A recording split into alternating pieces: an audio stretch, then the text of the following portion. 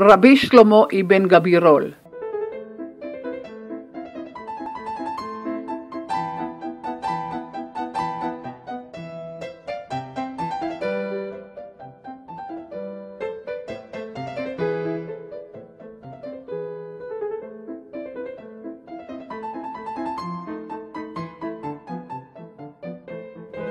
En la historia literaria de la época medieval de los judíos en España, no topamos un poeta y filósofo tan único en sus obras de escritura y en su vida tan corta y tan apasionada.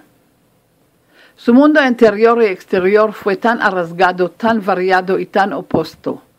Su obra muy doliente de la una parte y de la otra muy delicada. A veces él aparece como persona inteligente, sofisticada y racional, y a veces su alma está volando entre las fantasmas, la metafórica y el arte de la poesía árabe, como un artesano que es capaz de apartar entre los colores y los nuances de la vida. Sus descripciones de natura son tan finas, y los sentimientos del amor y de la amistad aparecen tan finos, tan emovientes. Él se adresa directamente a sus amigos con amor y con entusiasmo, mas también a veces con reproches. Este es un heroísmo lírico. La tragedia de su vida se expresa en muchas de sus poesías. Él protesta contra la ignorancia y la estupidez y contra las circunstancias amargas de su vida, tan dolorosa y tan trágica. Sus obras expresan el mal y el dolor de su destino y de su descontentez de sus amigos. Él los presenta sin barreras y sin espanto, mas de la otra parte muy calurosamente. Sus poesías están ricas en espiritualismo y en rogos al Dios, entendiendo su lugar en este mundo. Pienso que aquí se revela otro aspecto de su personalidad tan espantada y tan sufriendo. Él nació en Málaga en el 1021 o en el 1022 y dicen que murió de edad de 37 años o un poco más antes. Él empezó a errar de lugar en lugar. Una de las estaciones de su vida fue Zaragoza, que de ella fue expulsado probablemente después de escribir unas investigaciones filosóficas que fueron interpretadas como una protesta contra la religión. En Zaragoza él conoció al vezir Yekutiel ibn Hassan, que le fue un amigo de alma y de corazón, mas que malorosamente fue ejecutado, y que sobre él fue escrita la famosa endecha Mira el sol, que es una expresión de dolor con la participación de la natura.